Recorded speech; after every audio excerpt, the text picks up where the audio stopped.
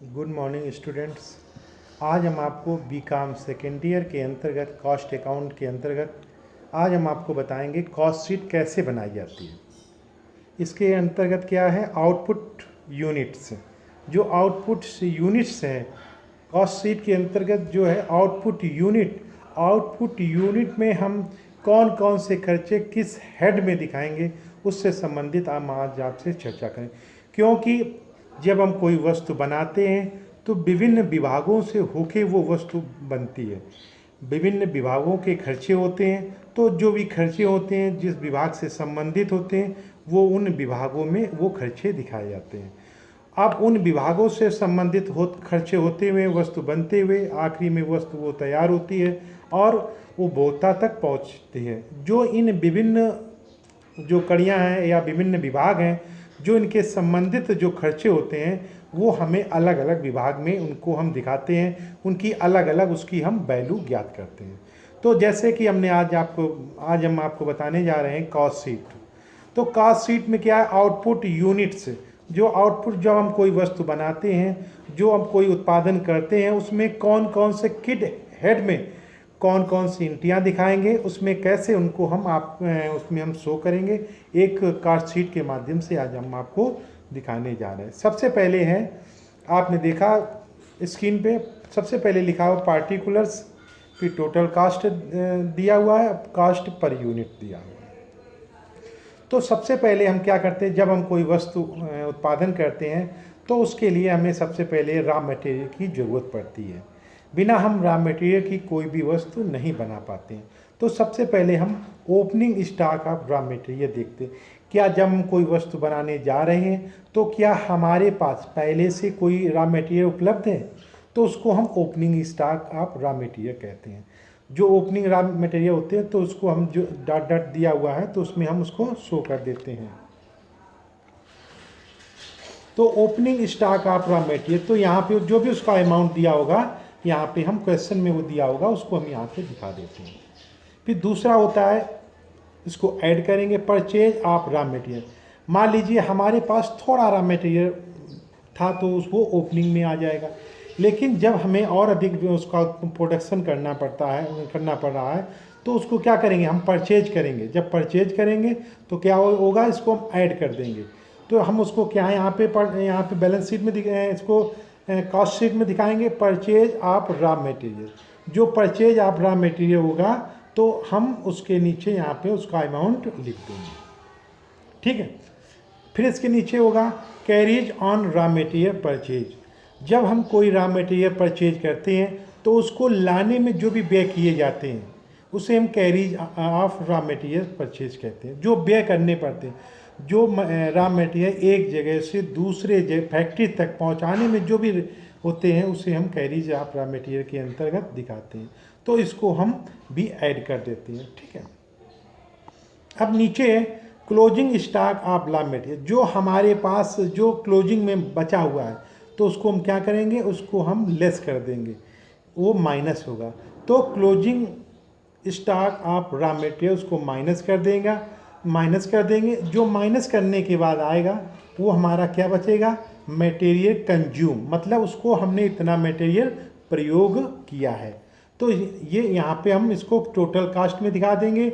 अगर cast per unit पूछ रहा है तो उसको हम यहाँ पे दिखा देंगे।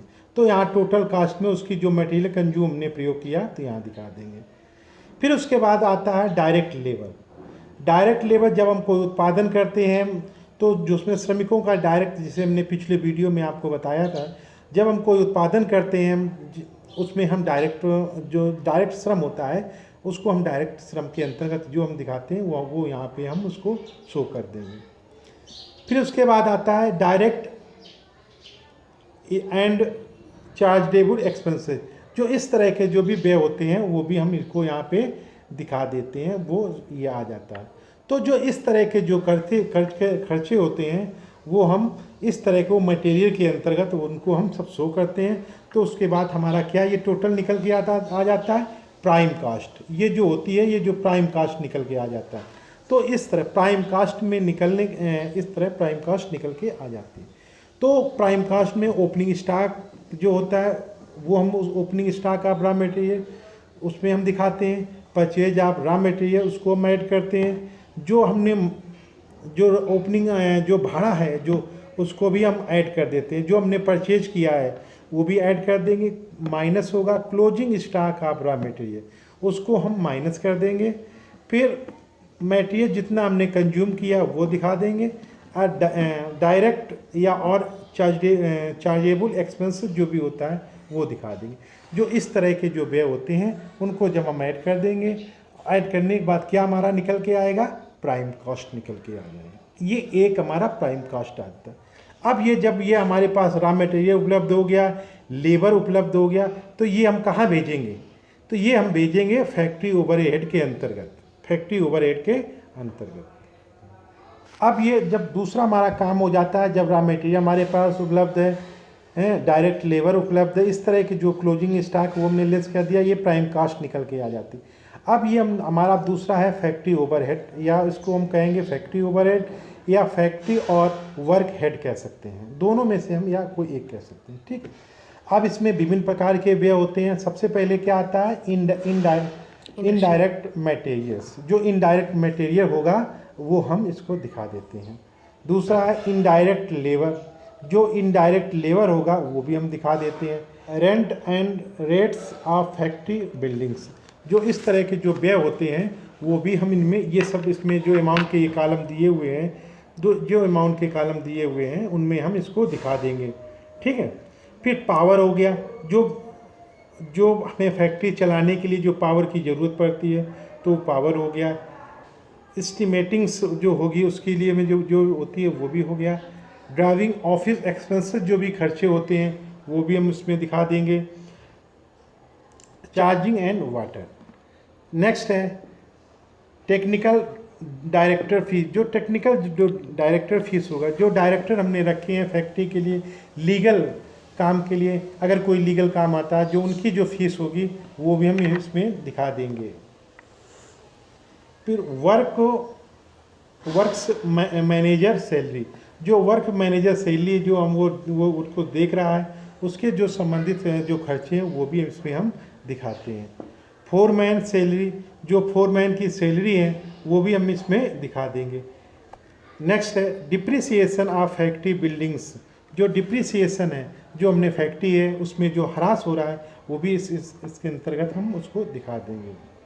नेक्स्ट है टेलीफोन एक्सपेंसेस, जो टेलीफोन एक्सपेंसेस के जो भी व्यय होते हैं वो भी हम इसके अंतर्गत दिखाते हैं। नेक्स्ट है लेबर वेलफेयर एक्सपेंसेस, जो लेबर वेलफेयर एक्सपेंस, जो श्रमिक कल्याण के लिए जो भी कार्यक्रम किए जाते हैं, जो भी व्यय किए जाते हैं वो हम फैक्ट्री ओवरहेड के अंतर्गत लेबर वेलफेयर एक्सपेंसेस के अंतर्गत दिखाते हैं। फिर नेक्स्ट है हॉलेज। हॉलेज के अंतर्गत क्या होता है, प्लस पहले ऐड करेंगे opening stock of work in progress. जो opening stock work in progress जो क्वेश्चन में जो अमाउंट दिया होगा उसको हम यहाँ पे शो कर देंगे। ठीक है। Minus closing stock of work in progress, जो क्लोजिंग स्टॉक होगा वो हम उसको घटा देंगे, लेस कर देंगे। ठीक है।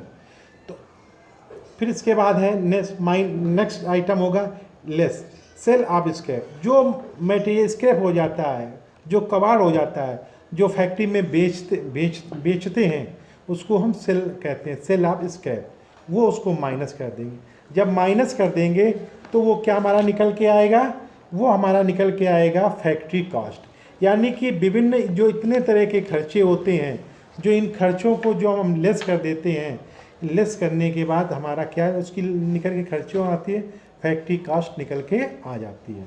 तो इस तरह आपने देखा प्राइम कॉस्ट में कौन कौन से आइटम आते हैं।